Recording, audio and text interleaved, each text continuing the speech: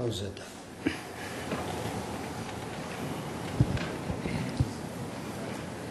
Declaro reabertos os trabalhos e retomamos o julgamento dos mandados de segurança 30.260 e 30.272. Palavra com a eminente ministra relatora. Senhor presidente, senhores ministros, mais uma vez reitero, eu vou então fazer a leitura de um voto, porque é rigorosamente o mesmo, a solução é a mesma e, ao final, conclusão, portanto, servindo aos dois, vou aproveitar e responderei no voto a todos os argumentos dos dois mandados de segurança. Eu gostaria, antes de iniciar a leitura do voto, senhor presidente, senhores ministros, agradecer aos eminentes advogados que sustentaram as teses, inclusive da tribuna, ao eminente procurador-geral, registrando que acho que todos nós recebemos brilhantes memoriais, até mesmo documentos que não eram de advogados partes, mas de professores que buscavam contribuir para uma perfeita elucidação do que se põe em julgamento neste caso. Como eu disse, no relatório, estes mandados de segurança são preventivos, tendo por objeto a questão relativa à posse de suplentes em cargos de deputado federal. Basicamente, o núcleo da questão posta é qual o critério a se adotar na convocação dos mais votados como suplente, se pelos partidos ou pelas coligações formadas no processo eleitoral.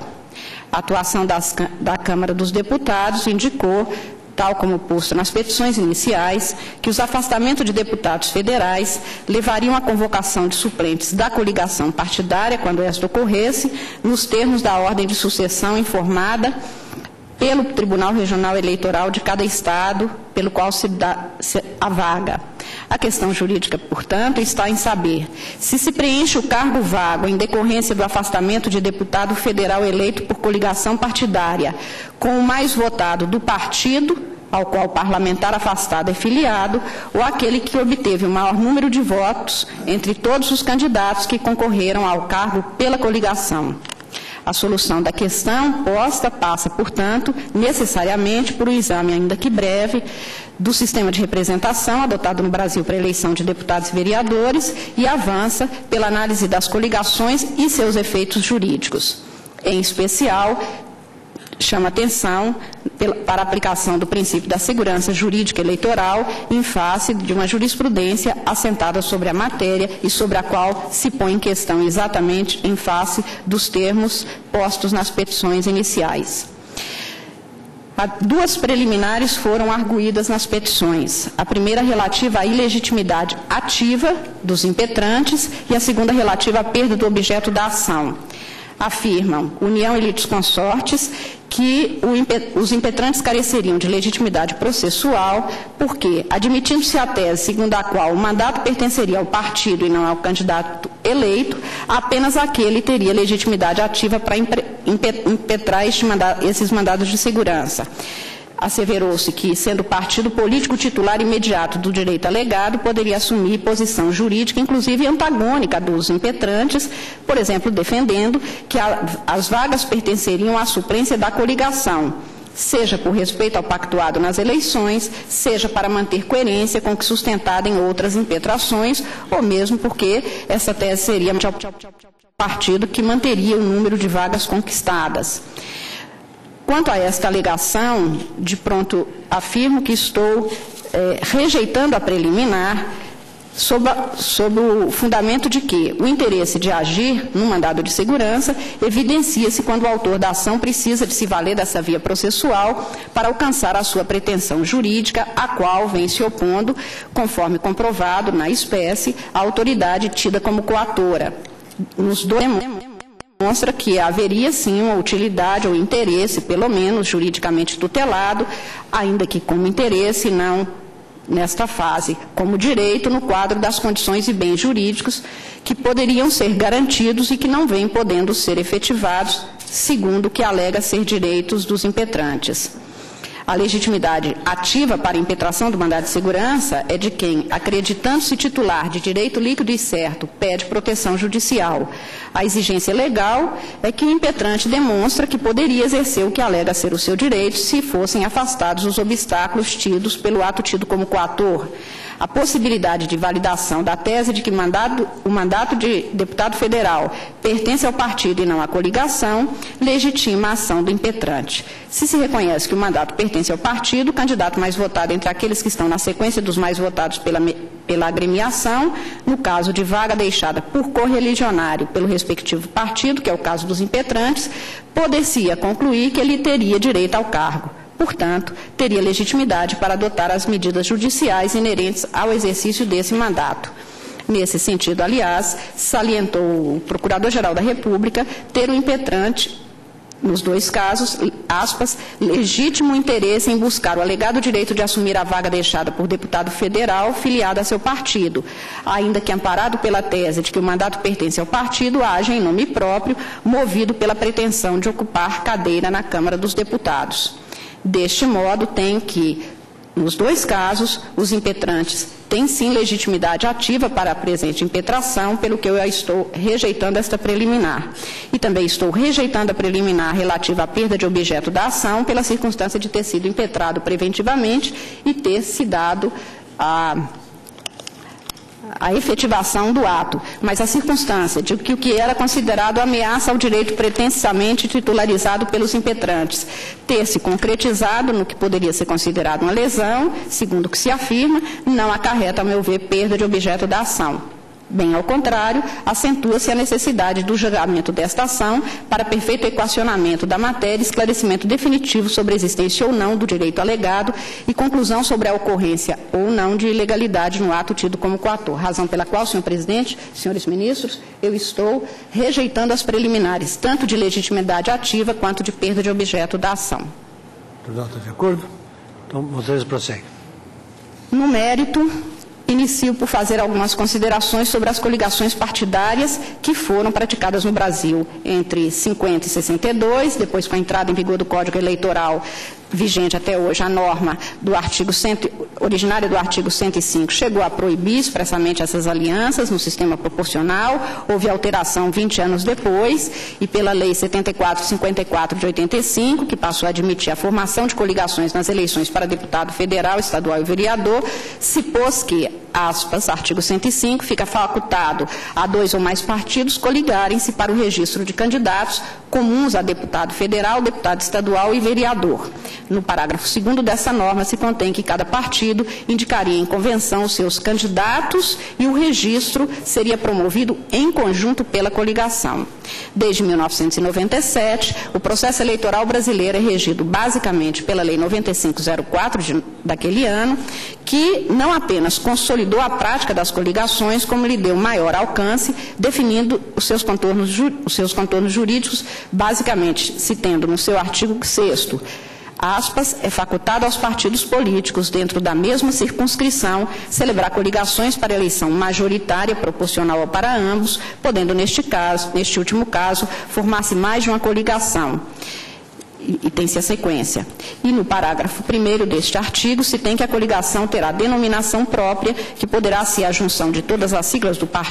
dos partidos que a integram, sendo a elas atribuídas as prerrogativas e obrigações de partido político no que se refere ao processo eleitoral e devendo funcionar como um só partido no relacionamento com a justiça eleitoral e no trato dos interesses interpartidários. O parágrafo 1º-A, e no parágrafo 2º se tem que a denominação da coligação não poderia incluir ou fazer referência a nome ou número de candidatos e que na propaganda para eleição proporcional, cada partido usará apenas sua legenda sob o nome da coligação. O parágrafo 4º desse mesmo dispositivo dispõe que o partido político coligado somente possui legitimidade para atuar de forma isolada no processo eleitoral quando questionar a validade da própria coligação durante o período compreendido entre a data da convenção e o termo final do prazo para impugnação do registro de candidatos, fecho aspas. Nos termos da legislação, portanto, as coligações são instituições jurídicas autônomas, distintas dos partidos que a compõem e que a elas se sobrepõem temporariamente, adquirindo mesmo capacidade jurídica para representar o todo, aí incluído em termos judiciais. Nessa perspectiva, o parágrafo 1º do artigo 6º da Lei 9504 reservou a essa instituição, a coligação, status a equipará-la ao partido político, sobre ela incidindo até mesmo os preceitos do artigo 17 da Constituição do Brasil e atribuindo-se-lhe expressamente, ainda que por determinado tempo, as prerrogativas e obrigações partidárias, tornando-a apta a lançar candidatos às eleições em busca, na lição de Walter Costa Porto, aspas, do maior número de postos em uma eleição proporcional ou melhor resultado em um escrutínio majoritário. A doutrina explica que, aspas, embora as coligações possam ser feitas com base em programas de partidos ideologicamente afins, o elemento central que as explica é a maximização de resultados, fecho aspas. Trata-se, pode-se dizer, de uma associação para resultados eleitorais específicos, cujo objetivo principal articula-se, conforme a dinâmica do jogo político, sob a perspectiva de acesso aos cargos de poder postos em disputa. Na Constituição de 1988, a existência e validade jurídica das coligações foi reconhecida no artigo 13, parágrafo 3º, inciso 2, do ato das disposições constitucionais transitórias, que, ao criar o Estado de Tocantins, definiu que as datas das convenções regionais partidárias destinadas a deliberar sobre coligações e escolhas de seus candidatos seriam fixadas em calendário especial pela Justiça Eleitoral. Sobreveio a Emenda Constitucional 52 de 2006, alterando o parágrafo 1º do artigo 17 da Constituição, inserindo a prerrogativa de os partidos políticos se coligarem livremente, segundo decisão autônoma. É o que se tem no parágrafo 1º do artigo 17 da Constituição Brasileira.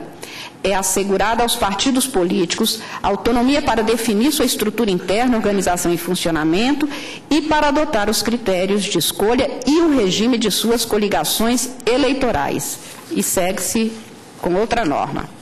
A partir da prática política, portanto, as coligações obtiveram reconhecimento constitucional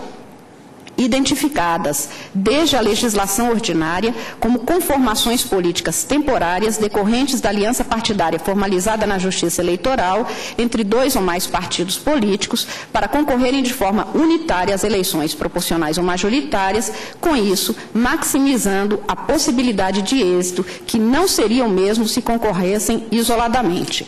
O reconhecimento pelo sistema jurídico vigente das coligações partidárias para definir o resultado das eleições, consideradas essas alianças, impõe que se reconheça, portanto, no ordenamento, que a sua formalização impõe efeitos jurídicos que não poderiam deixar de ser desconsiderados, não podem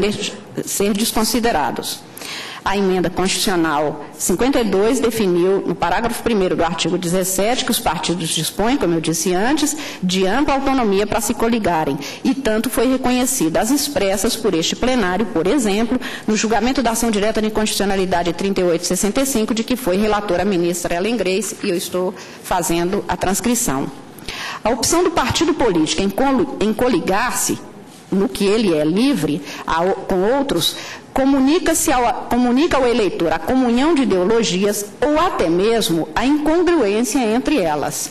Mas será pelo voto que o eleitor aquecerá ou não com essa associação, que por si tem carga ideológica e política. Assim, quando o cidadão vota num partido coligado, deixa de optar por um programa supostamente puro para aderir a uma multiplicidade de propostas que se conjugam ante a perspectiva de acesso e de exercício dos cargos de poder.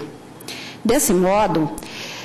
tenho para mim que a coligação passa a funcionar como um superpartido. Palavras do professor Pinto Ferreira, uma superlegenda, sob o ponto de vista formal, capacidade jurídica até o fim das eleições, e substancial, combinação de ideias. A coalizão político-partidária, que importa na atuação conjunta e na combinação de esforços, recursos materiais, financeiros e de pessoal visando especialmente a obtenção do maior número de cargos eletivos disponíveis, tem se mostrado na prática eficiente instrumento para aumentar a visibilidade das agremiações partidárias, especialmente as menores, projetando-as na disputa eleitoral. As coligações são, às vezes, forma adotada pelos partidos menores e menos expressivos de, em conjunto, participar do processo eleitoral com melhores chances de sucesso no sentido de angariar maior número de cadeiras na disputa. É a união de forças que viabiliza, então, a apresentação de suas propostas e de seus candidatos e a conquista do espaço político, contribuindo para a efetivação do pluripartidarismo. Sobre a importância das coligações é que David Fleischer adverte que sua eliminação nas eleições proporcionais seria o fim da maioria dos partidos e micropartidos no Brasil, inclusive os chamados partidos históricos, como o PCdoB e o PPS. Talvez apenas 7 ou 8 partidos maiores sobrevivessem, fecho aspas. Na mesma linha, Roberto Amaral e Sérgio Sévolo da Cunha salientam que as coligações têm servido para assegurar a sobrevivência dos pequenos partidos, particularmente aqueles de índole ideológica. São, portanto, as coligações proporcionais um dos últimos instrumentos de salvaguarda do princípio constitucional do pluripartidarismo. Os partidos menores fermentam suas chances na disputa eleitoral na medida em que, agregados a outros, aumenta o coeficiente eleitoral e, com isso, o número de cargos conquistados. Acredita-se que, no caso de partidos pequenos, o motivo pelos quais eles se coligam é claro: alcançar o quociente eleitoral, o que se dá por meio exatamente da coligação. Já para os partidos grandes, prejudicados em termos de número de candidatos menos votados, geralmente não eleitos na coligação, porque as legendas pequenas tendem a concentrar seus votos, lançando um ou poucos candidatos, o motivo do comportamento não parece tão óbvio. As coligações no pleito proporcional serviriam para conseguir o apoio das pequenas legendas nas eleições majoritárias de turno único para executivos estaduais, aquelas em que mesmo um pequeno contingente de votos, orientados por uma pequena legenda ou liderança isolada, poderia ser vital nas urnas, ou mesmo antes, à medida em que emprestam aparência de maior força e ajudam a viabilizar candidatura. E nos dias atuais, esse apoio significa também, nos termos da doutrina e da prática verificada, mais tempo de horário gratuito de propaganda eleitoral para os candidatos. Não se ignora que a coligação é um fenômeno passageiro, iniciado a partir de sua formalização na Justiça Eleitoral e finda após as eleições. Porém, neste período, substitui os partidos coligados até mesmo na legitimidade para atuar isoladamente durante o processo eleitoral, salvo nas estritas exceções legalmente afirmadas. Neste sentido, estou citando vários precedentes, especialmente do Tribunal Superior Eleitoral. Por exemplo, no recurso especial eleitoral número 21.346, de que foi relator o ministro Peçanha Martins, no qual tem-se taxativamente que o partido político integrante de coligação não tem legitimidade ativa para, isoladamente, ajuizar representação com vistas a apurar possível infração. E o ministro Peçanha Martins acentuava que a coligação, aspas, no momento de sua constituição, assume em relação ao pleito do qual participa as obrigações e direitos inerentes a uma agremiação partidária, nos termos do artigo 6º, parágrafo 1º da Lei 9504, e, portanto, não há qualquer possibilidade de atuar isoladamente. E, no mesmo sentido, estou citando uma série de outros precedentes. A figura jurídica nascida com a coalizão transitória, estabelecida desde as convenções partidárias, não se esgota, a meu ver, entretanto, em seus efeitos, no dia do pleito, ou menos ainda, apaga os efeitos de sua existência, quando esgotada a sua finalidade inicial e estritamente prática, que ensejou a convergência de vetores políticos, eleger candidatos dispondo de melhores condições para chegar aos seus objetivos. Passadas as eleições, as coligações continuam, ao meu ver, a surtir efeitos. O Tribunal Superior Eleitoral tem admitido a atuação das coligações após a apuração do resultado das eleições,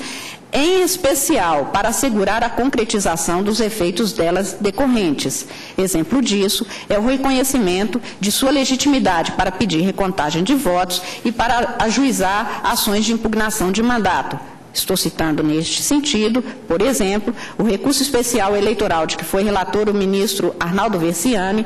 número 36.398, e no qual se tem que a coligação é parte legítima para propor as ações previstas na legislação eleitoral, mesmo após a realização da eleição, porquanto os atos praticados durante o processo eleitoral podem ter repercussão até mesmo após a diplomação. E, no mesmíssimo sentido, o recurso especial eleitoral 19.663, de que foi relator o ministro Carlos Madeira. Neste último, o eminente relator realçou que, aspas, as coligações partidárias, constituídas na forma do artigo 6º da Lei 9504 de 97, têm legitimação processual para todos os atos da eleição, inclusive para os delas emergentes, como é o caso da impugnação do mandato. No mesmo sentido, estou citando uma série de outros precedentes que não valeria a pena ler, porque é meia página exatamente. Digo que coligar é uma opção política, como é certo e óbvio. E, como antes realcei, importa no despojamento dos partidos quanto a uma atuação individualizada em prol de uma ação conjunta e politicamente mais expressiva para concorrer às eleições, cuja força é numericamente reconhecido no coeficiente partidário, que passa a representar o da coligação e não de cada qual dos partidos. É o que se tem no artigo 105, parágrafo 2º da Lei 7454 de 85. E também dispõe o artigo 107 do Código Eleitoral, aspas, determina-se para cada partido ou coligação o quociente partidário, dividindo-se pelo quociente eleitoral o número de votos válidos dados sob a mesma legenda ou coligação de legendas, desprezada a fração. E o artigo 108 do Código Eleitoral ainda estarão eleitos tanto os candidatos registrados por um partido ou coligação, quantos o respectivo quociente partidário indicar na ordem de votação nominal que cada um tenha recebido. A associação dos partidos políticos formando a coligação assume assim perante os demais partidos e coligações, os órgãos da Justiça Eleitoral e também os eleitores, a feição de um superpartido ou, para me valer da expressão de Pinto Ferreira, uma superlegenda. Essa instituição, criada pela fusão temporária de algumas agremiações, formaliza sua composição, registra seus candidatos, apresenta-se nas propagandas e nos horários eleitorais e, a partir dos votos a ela conferidos, forma quociente partidário próprio, qual seja o da coligação. Daí porque o estudo aprofundado do tema leva-me a acatar que o quociente alcançado pela coligação não permite a individualização pelos partidos que a compunham, nem pode ser por eles apropriado. Por essa razão, não seria acertado afirmar que o número de vagas efetivamente conquistadas a partir do quociente total pertença ao partido coligado A ou B, que não dispõe isoladamente de quociente algum. Se o quociente partidário para o preenchimento das vagas é definido em função da coligação, contemplando assim os seus candidatos mais votados, independentemente do partido, tenho que há de se manter a mesma regra para a sucessão dos suplentes. Isso porque os suplentes, como os eleitos, formam a única lista de votações que, em ordem decrescente, representa a vontade do eleitorado. A questão posta em exame nos dois casos, a saber se os suplentes eleitos em coligação a serem convocados em caso de vaga do cargo seriam os mais votados na coligação e não nos partidos, foi inicialmente regulamentada pelo Tribunal Superior Eleitoral, estou citando as resoluções e transcrevendo cada uma delas, até mesmo com o voto transcrito em sua inteireza do ministro William Patterson na consulta 8702, de 29 de outubro de 86, quando o Tribunal Superior Eleitoral deixou taxativo que o preenchimento dos lugares com que o partido ou a coligação for contemplada seguirá exatamente, e ele cita então, a representação partidária ou da coligação, e não dos respectivos partidos. A solução assim apresentada, antes mesmo da vigência da Lei 9504, que enfatizou a perspectiva da coligação como uma espécie de superpartido, honra, a meu ver, a aliança partidária e a voz do eleitorado na medida em que contempla os candidatos mais votados da coligação, por ter sido apresentada a lista daqueles a serem escolhidos, assim divulgada a propaganda eleitoral na qual cada um se apresentou e que, ao final, obteve, por força da aliança formalizada, número suficiente de votos na contagem obtida com a coligação, independente do partido ao qual filiado. As cadeiras obtidas no pleito eleitoral vinculam-se, portanto, à coligação e são distribuídas em função do maior número de votos recebidos pelos candidatos por ela registrados. Essa sistemática idêntica na definição dos candidatos que não lograram se eleger imediatamente e ficam na suplência. Esta lista de suplentes é formada a partir do candidato mais votado da aliança partidária pela qual concorreu, quer dizer, a coligação. Sob a Lei 9504 de 97, o Tribunal Superior Eleitoral tem proferido decisões nesse sentido, eu estou citando muitas delas, incluídas algumas consultas, e afirmo que a questão da infidelidade partidária como causa para a perda de mandato parlamentar, que ganhou repercussão em 27 de março de 2007, quando o Tribunal Superior Eleitoral, em resposta à consulta 398, assentou nos termos do voto do ministro César Asfor Rocha, relator, que os partidos políticos e as coligações conservam o direito à vaga obtido pelo sistema eleitoral proporcional quando houver pedido de cancelamento de filiação ou de transferência do candidato eleito por um partido para outra legenda, apenas realça a importância dos partidos políticos no modelo da democracia representativa acolhida pelo modelo constitucional brasileiro e a necessária vinculação dos candidatos às agremiações partidárias pelas quais se registram e que possibilitam o êxito na campanha eleitoral. Eu estou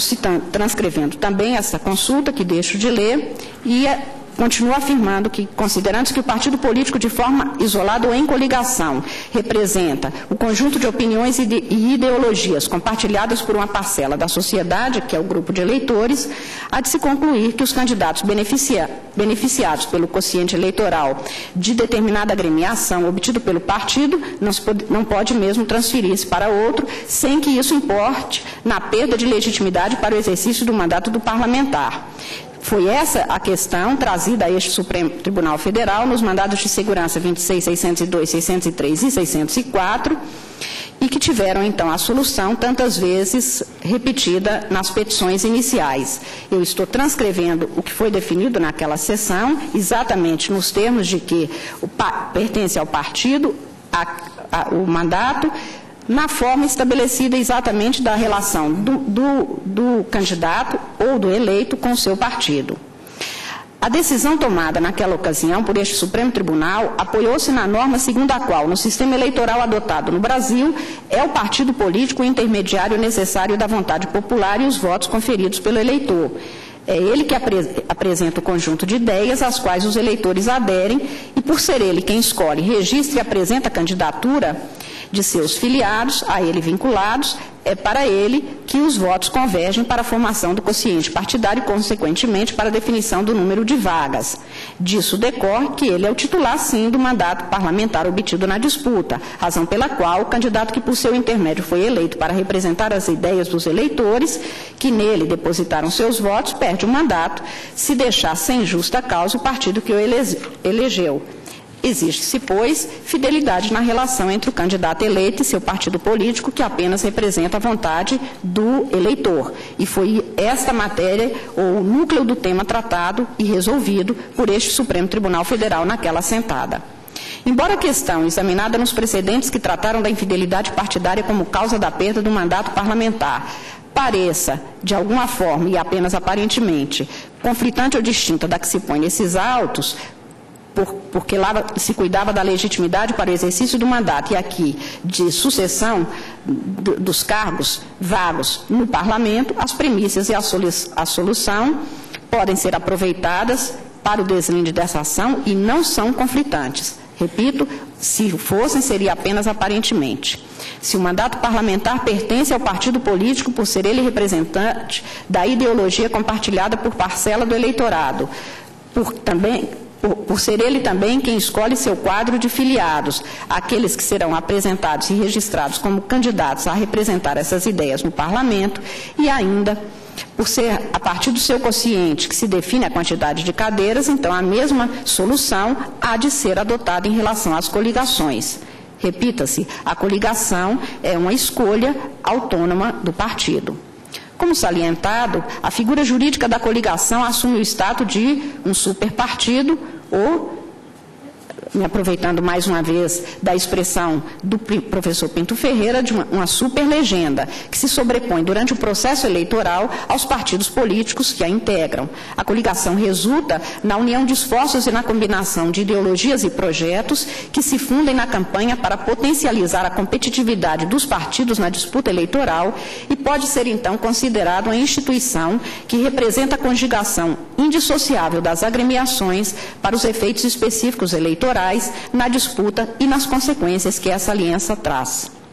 Não há se confundir, contudo, ordem de suplência definida no ato da diplomação dos candidatos a partir do registro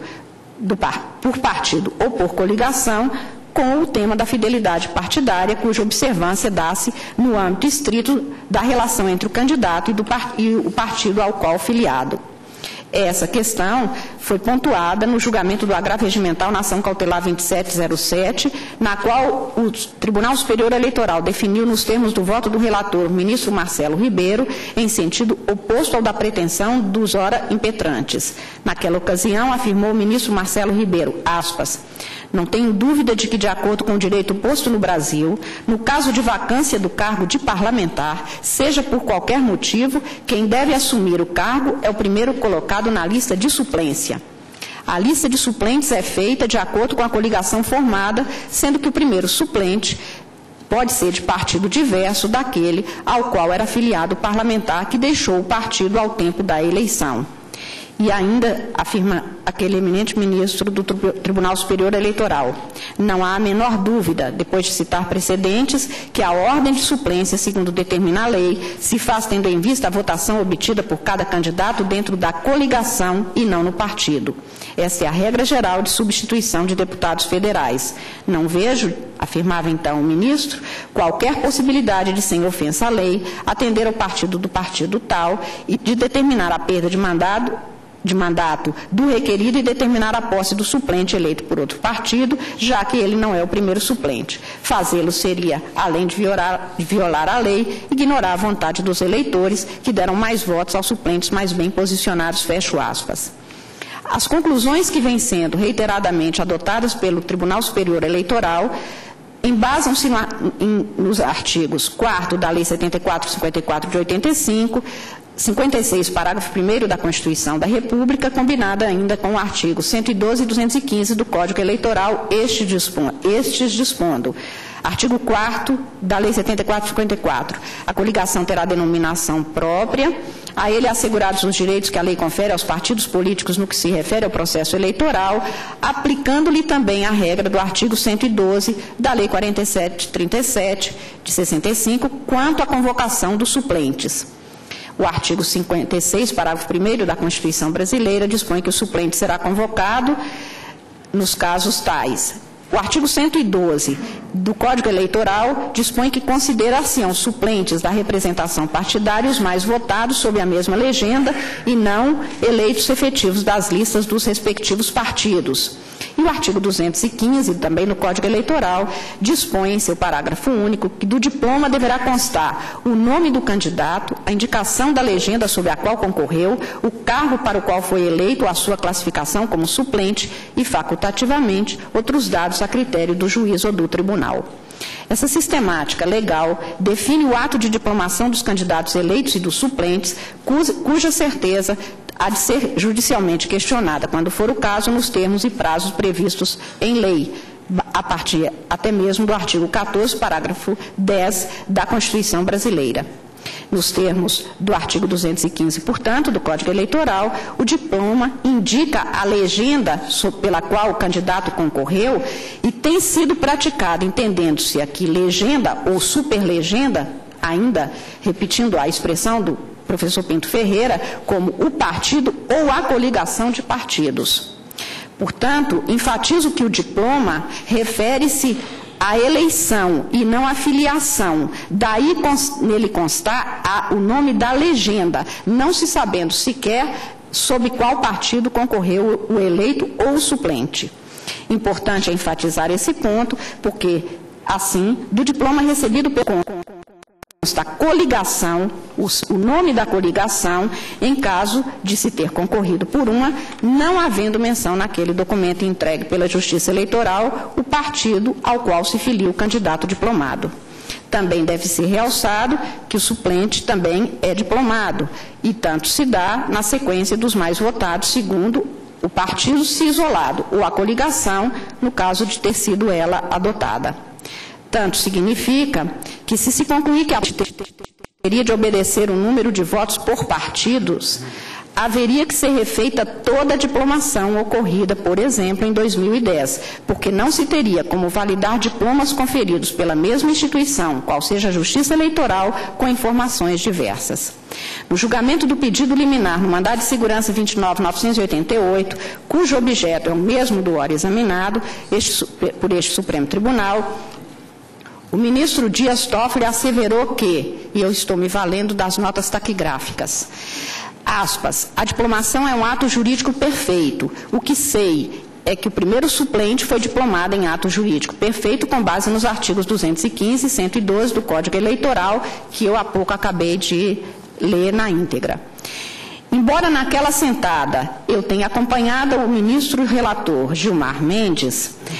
convenci-me no exame desses dois casos, e, portanto, adoto a partir daqui, de que, pelo que se tem na legislação e na reiterada jurisprudência e nas práticas da Justiça Eleitoral por todo o país, a definição do resultado das eleições, no momento em que são diplomados, eleitos e suplentes, faz-se conforme o cálculo dos quocientes das coligações e dos partidos apenas e quando estes tiverem atuado isoladamente. Daí decorre que, mesmo que a coligação desfaça-se ao final do processo eleitoral, e é o que ocorre efetivamente, os efeitos por ela gerados estendem-se para além do momento eleitoral. É que o resultado do pleito define uma ordem estrita, conforme as regras do processo eleitoral, a partir do desempenho dessa coligação nas urnas, configurando o ato jurídico que perfez a composição proporcional das casas legislativas a ser observada no transcurso de toda a legislatura em caso de vacância dos cargos. Ademais, enquanto formalmente constituída, a coligação funciona sobre todos os aspectos como instituição partidária composta pelos variados partidos que a integram, incorporando durante o processo eleitoral todos os atributos das pessoas jurídicas partidárias que a constituem. A essa instituição partidária, assim como a todos os demais, deve-se assegurar a manutenção das vagas conquistadas nas eleições na ordem que é afirmado pela Justiça Eleitoral. Na estrita sistemática do devido processo legal eleitoral, tanto a ordem dos titulares eleitos como a ordem sucessória das suplências são definidas no momento da diplomação. E é o que se tem exatamente no artigo 215, seu parágrafo único do Código Eleitoral, que eu li antes, e no qual se contém que do diploma constará o nome do candidato, a indicação da legenda e que tem sido praticado na Justiça Eleitoral Brasileira, em caso de coligação, como esta superlegenda sob a qual terá concorrido cada qual. A jurisprudência assentou, portanto, que a legenda legalmente prevista não seria apenas o partido. Esta tem sido a prática da Justiça Eleitoral. Em caso de coligação, essa que será indicada no diploma. Assim se tem feito. Daí é o que nos diplomas se contém. Por isso, indicar que após a diplomação, os candidatos não eleitos nem diplomados por força da sequência apurada em face da coligação possam reclamar a sua condição de substituto dos diplomados seria alterar o que se formalizou pela Justiça Eleitoral e em detrimento dos eleitores, cujo número de votos conduziu àquela conclusão formalmente proclamada. O reconhecimento da coligação como uma instituição partidária, atuando autonomamente no lugar de cada partido no período de sua composição e do processo eleitoral, torna-a sujeito de direitos, assegura lógica e harmonia ao sistema de eleições proporcionais, prestigia a soberania popular e, em última instância, propicia mesmo a estabilidade das alianças firmadas durante a campanha eleitoral. Sem dúvida que se trata de uma aliança efêmera, como tantas vezes repetido, tanto nas petições, quanto nos memoriais, quanto em todos os documentos que integram os autos. Entretanto, enquanto existam atos que exigem que se leve em consideração o que se afirmou no período de vigência da coligação e não apenas até a diplomação, tem-se que a suplência fica definida no momento da proclamação dos resultados como a definição de todos os candidatos eleitos. Se a definição dos titulares eleitos ocorre no momento da proclamação do resultado, condicionada à conformação das coligações partidárias, a mudança realmente da regra do jogo após as eleições, no que respeita aos suplentes, desvirtuaria o próprio sentido e a razão de ser das coligações. Seja realçado ainda uma vez que esse entendimento, a meu ver, não contraria, senão aparentemente, as decisões proferidas por este Supremo Tribunal no julgamento dos mandados de segurança 26.602, 603 e 604, este último de minha relatoria, e que examinaram o tema da fidelidade partidária. Ao contrário, parece-me que se confirma que as decisões que assentaram que o mandato pertence ao partido político pelo qual o candidato concorreu nas eleições leva à conclusão exatamente a que aqui chego agora. Ainda que se tome como inquestionável que a coligação se exaure após as eleições, os efeitos e os resultados por ela alcançados não se acabam com seu termo formal. Projetam-se tanto na definição da ordem na ocupação das vagas, titulares e suplentes, definidas a partir do quociente da coligação, quanto no próprio exercício dos mandatos, porque os partidos coligados tendem a atuar em conjunto, embora tanto não seja obrigatório, nem é o que se põe em causa por não ser tema de jurisdição. Os partidos coligados são responsáveis pelo que dessa aliança decorre e sinaliza aos eleitores a sua atuação futura. Sendo importante observar que essa responsabilidade é realçada pela perspectiva mesma de que no futuro determinado partido poderá ter de ceder o lugar antes ocupado por um de seus filiados, afiliado de outro ao qual se coligou na disputa eleitoral. Se, por um lado, a substituição de um partido coligado por outro poderia conduzir a uma equivocada ideia de fragilização da fidelidade partidária, porque essa se define entre o partido e o respectivo candidato, por outro, é certo que a gravidade do pacto entre eles firmado lhes acarretará a possibilidade real de distribuição e alternância no exercício dos cargos eletivos. Faço algumas últimas observações, senhor presidente, quanto ao princípio da segurança jurídica eleitoral, que tanto os impetrantes como os que contestaram os termos das petições iniciais alegaram. Não se pode deixar de acentuar que o princípio da segurança jurídica permeia o deslinde da presente causa. É sobre os princípios constitucionais da segurança jurídica e da segurança do direito que há de se garantir o cumprimento do princípio do devido processo legal eleitoral, cuja dinâmica fixa os parâmetros para a justa e igualitária competição no jogo político, sem o que as eleições não seriam, como tem de ser, instrumento imprescindível à concretização do Estado democrático de direito. Professor José Afonso da Silva ensina que um direito inseguro é, por regra, também um direito injusto, porque não lhe é dado assegurar o princípio da igualdade. E Canotilho realça que a segurança jurídica e a proteção da confiança andam estreitamente associados, a ponto de alguns autores considerarem o princípio da proteção da confiança como um subprincípio ou como uma dimensão específica da segurança jurídica. Em geral, considera-se que a segurança jurídica está conexionada com elementos objetivos da ordem jurídica, garantia de estabilidade jurídica, segurança de orientação e realização do direito, enquanto a proteção da confiança se prende mais com a componente subjetiva da segurança, designadamente a calculabilidade e a previsibilidade dos indivíduos em relação aos efeitos jurídicos dos atos dos poderes públicos.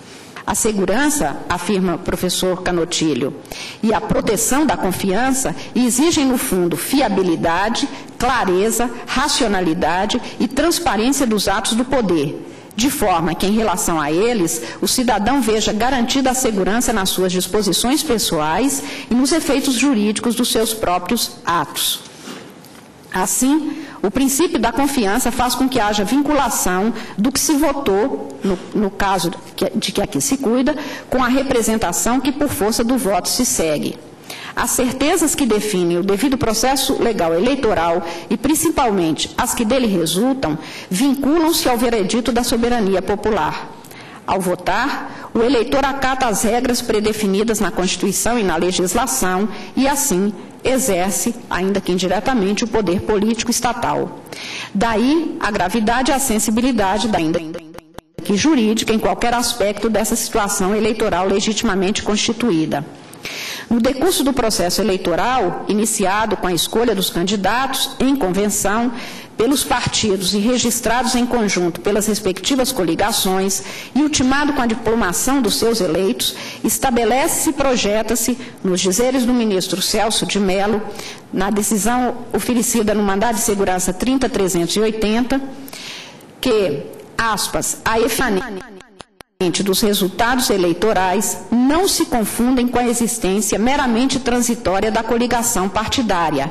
E concluiu Sua Excelência que, aspas, a transitoriedade da coligação não se confunde com os efeitos dos atos por ela praticados e dos resultados eleitorais por ela obtidos, que permanecem válidos e eficazes, fecho aspas. A eficácia e a permanência dos vínculos constituídos pela coligação traduzem a segurança jurídico-eleitoral, por cujas regras ela se forma e se desfaz. A segurança é, assim, garantia de que os atos praticados segundo a lei produzem efeitos futuros segundo o que nela posto e que vigorava no tempo de sua constituição e para os fins por ela fixados. O ato jurídico que o ministro Dias Toffoli considerou como sendo perfeito, reveste, a partir da diplomação, reveste-se, então, pela máxima da segurança jurídica em sentido estrito, que, retomando as palavras do professor Zé Afonso da Silva, consiste na garantia de estabilidade e de certeza dos negócios jurídicos, de sorte que as pessoas saibam de antemão que, uma vez envolvidas em determinada relação jurídica, esta se mantém estável, mesmo se modificar a base legal sob a qual estabeleceu. Nessa perspectiva, o que importa é a certeza de que, aperfeiçoado sob a égide do direito positivado, a produção dos efeitos de uma coligação prolonga-se e efetiva-se segundo a lei do tempo na qual se deu, não podendo surpreender quem nela confiou para levar a efeito e acreditar em suas consequências. Nas espécies agora apresentadas a julgamento, constata-se que a sucessão de três principais atos jurídicos que projetam os efeitos exatamente adotados a partir da coligação afirmada. O primeiro deles é a própria conformação da coligação partidária, que, embora transitória, define o resultado das eleições, mais especificamente representado pelo número do coeficiente da coligação. O segundo, a proclamação dos eleitos, segundo a estrita ordem das maiores votações obtidas, que define os titulares e suplentes dos cargos disputados. E o terceiro, a diplomação dos eleitos, documento formal expedido pela Justiça Eleitoral, nos termos do artigo 215 do Código Eleitoral, que eu mais de uma vez li e, por isso mesmo, deixo de fazê-lo novamente. A norma do artigo 215 do Código Eleitoral, ao afirmar que do diploma deverá constar o nome do candidato à indicação da legenda sobre a qual concorreu, é expressa ao vincular o diplomado a esta legenda ou à superlegenda pela qual se deu exatamente a apresentação de sua candidatura e os votos foram depositados. Ou seja, a parâmetro que precede a eleição. E há de se entender legenda, neste caso, como a superlegenda quando se tratar de coligação de partidos que tenha apresentado nessa situação a candidatura. O artigo 109, parágrafos 1º e 2º do Código Eleitoral mantém idêntica lógica ao arrolar expressamente que as coligações ou os partidos, na distribuição dos lugares não preenchidos com aplicação dos quocientes partidários, e aí se tem as providências a serem adotadas. Esta vinculação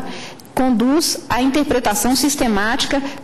do disposto no artigo 112 do Código Eleitoral, segundo o qual consideração suplentes da representação partidária os mais votados sob a mesma legenda e não eleitos efetivos das listas dos respectivos partidos. O artigo condiciona o exercício da suplência à respectiva representação partidária do candidato, segundo a ordem dos mais votados sob a legenda, e não aos eleitos efetivos na lista dos respectivos partidos, expressão plural, e que, por isso, remete à conformação dos partidos unidos ou separados pelos quais o candidato tenha concorrido. No plano constitucional, portanto, a segurança jurídica garante e resguarda o ato da diplomação. A contar do ato jurídico da diplomação é que, aliás, a Constituição define o prazo decadencial de 15 dias para eventual impugnação do mandato eletivo. Sobre a fase processual eleitoral que se encerra com a expedição do diploma, Tito Costa destacava que, aspas, antes da diplomação, a Justiça Eleitoral pratica um ato consistente na proclamação dos eleitos. A solenidade da proclamação não tem finalidade constitutiva, mas meramente declaratória. O resultado final das eleições proclamado pela Justiça Eleitoral e formalizado pela diplomação, como todos os atos que daí decorrem, posse, exercício e, eventualmente, sucessão dos mandatários, deve reproduzir com fidelidade, dentro da perspectiva de segurança jurídica, a manifestação da vontade dos eleitores, também a enfatizar o princípio magno da soberania popular. Não há de se perder de perspectiva que o diploma expedido pela Justiça Eleitoral qualifica o candidato eleito titular ou suplente, habilitando e legitimando para o exercício do cargo representativo, obtido em razão dos votos que foram atribuídos nas urnas, a legenda dos partidos ou a superlegenda da coligação de partidos pelos quais tenha concorrido. E, neste sentido, sobre o ato formal consubstanciado na diplomação, José Jairo Gomes destaca que, aspas, a diplomação constitui a derradeira fase do processo eleitoral. Nela são sacramentados os resultados das eleições. Trata-se de ato formal, pelo qual os eleitos são oficialmente credenciados e habilitados a se investirem nos mandatos político-eletivos para os quais foram escolhidos. No mesmo ato, são também diplomados suplentes, ainda que não entrem no exercício do mandato. O diploma simboliza a vitória no pleito, apresenta caráter meramente declaratório e esta fonte não é outra senão a vontade do povo. O diploma evidencia que o rito e as formalidades estabelecidas foram atendidas, estando o eleito legitimado ao exercício do poder estatal, fecho aspas. A diplomação certifica, portanto, o cumprimento do devido processo legal eleitoral e encerra o processo eleitoral regular. Consubstancia-se por ela o ato jurídico, aperfeiçoado segundo as normas vigentes e pelo qual a Justiça Eleitoral declara os titulares e os suplentes habilitados para o exercício do mandato eletivo na ordem por ela afirmada. A diplomação define, portanto, para uma determinada legislatura, o quadro da titularidade e da suplência dos cargos eletivos. De tudo tenho que não vislumbre ilegalidade ou abuso de poder no ato da Câmara dos Deputados, porque o provimento parlamentar deu-se com base no que dispõe a legislação e, principalmente, para cumprir determinação da Justiça Eleitoral, que definiu a ordem de suplência a ser aproveitada pelo digno órgão parlamentar, segundo o que determinado nas coligações. Acentuo que a Justiça Eleitoral tem atuado desta maneira, fazendo constar dos diplomas as legendas, no caso de partidos isolados, ou isto que o professor Pinto Ferreira denominou de superlegenda no caso das coligações, exatamente com base no que entendeu ser a melhor interpretação e que reiteradamente vem sendo acolhida pelos tribunais brasileiros, aí incluídos os tribunais eleitorais, até mesmo o Tribunal Superior Eleitoral. Por isso, não titularizam os impetrantes, a meu ver, qualquer direito, menos ainda um que pudesse ser considerado dotado de liquidez e certeza para o que coubesse o acolhimento de suas respectivas pretensões expostas nas duas ações. Pelo exposto, senhor presidente, eu conheço dos mandados de segurança e voto no sentido de denegar as ordens pedidas para manter a sequência de sucessão na forma estabelecida no ordenamento jurídico, seguida pela Justiça Eleitoral na expedição dos diplomas dos candidatos eleitos e suplentes das coligações e casso as liminares anteriormente deferidas e ainda julgo prejudicados os agravos regimentais interpostos nas duas ações de mandado de segurança. É como voto, senhor presidente.